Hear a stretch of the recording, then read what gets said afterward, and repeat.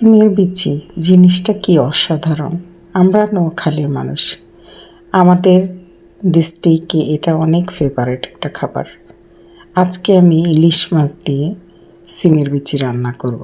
আসসালামু আলাইকুম। ঠান্ডার দিনে আমার গলা খুব প্রবলেম হয় কথা বলতে। মাঝে মাঝে ভাবি ভিডিও কথা ছাড়া তৈরি করব আপনাদের সাপোর্ট পেলে। ইলিশ মাছগুলো মশলা দিয়ে মেখে রেখে হালকা করে ভেজে নিলাম। স্বাভাবিকত মাথা লেজগুলো খাওয়া হয় না, সেটা দিয়ে আমি সিমের বিচি রান্না করছি। মাছটা তুলে রেখে পেঁয়াজগুলো দিয়ে দিলাম। তেলের মধ্যে পেঁয়াজটা ভেজে নিয়ে হালকা একটু পানি দেব, না হলে মশলাগুলো পুড়ে যাবে। পেঁয়াজটার মধ্যে এবার হলুদের গুঁড়া, মরিচের গুঁড়া, লবণ, আদা রসুনের পেস্ট, জিরার গুঁড়া, ধনিয়ার গুঁড়া, আদা রসুনের পেস্টের সাথে আমি একটু পেঁয়াজ বাটা দিয়েছি। সব একে একে দিয়ে দেব, দিয়ে ভালো করে কষিয়ে নেব। তারপর মাছগুলো দিয়ে দেব। মাছগুলো দিয়ে মশলার সাথে একটু ভালো করে মিলিয়ে নিয়ে সিমের বিচিটা দিয়ে দেব। দেখুন আপনারা আমি কিভাবে দিচ্ছি। আমার রেসিপিটা ভালো লাগলে লাইক, কমেন্ট, শেয়ার করতে ভুলবেন না। আমার চ্যানেলটা সাবস্ক্রাইব করবেন প্লিজ। রেসিপিটা খুব মজার রেসিপি, আপনারা একবার ট্রাই করে দেখবেন।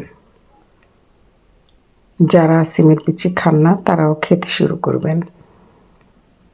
গরম পানি দিয়ে একটু মশলাটা ভালো করে কষিয়ে নিলাম, সামান্য একটু এক ফোঁটা দিয়েছি।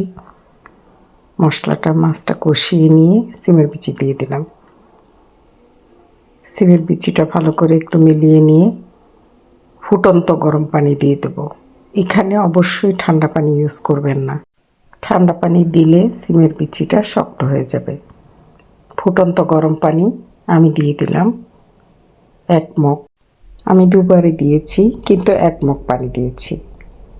এরপর নেড়েচেড়ে ভালো করে ঢাকনা দিয়ে সিমের বিচিটা সেদ্ধ হতে দেব।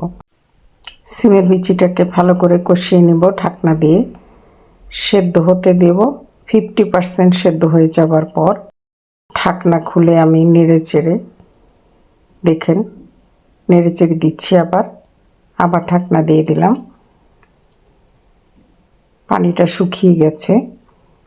এখন আমি একটু সিমের বিচিটাতে ঝোল ঝোল রাখবো, সেই জন্য আবার 1 মগ পানি দিয়ে দিলাম।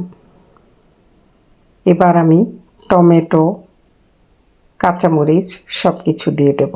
আগে টমেটো দিলে টমেটোর টকে সিমের বিচিটা শক্ত হয়ে যেত, সেই জন্য টমেটোটা আমি আগে দিইনি।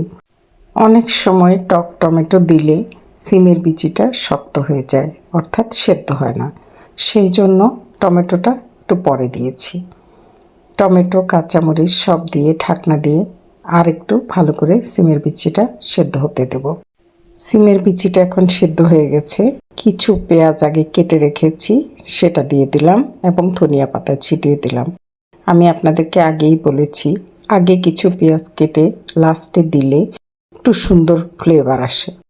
আমার ইলিশ মাছ দিয়ে সিমের বিচি রান্না হয়ে গেছে। সিমের বিচিটা অসাধারণ হয়েছিল।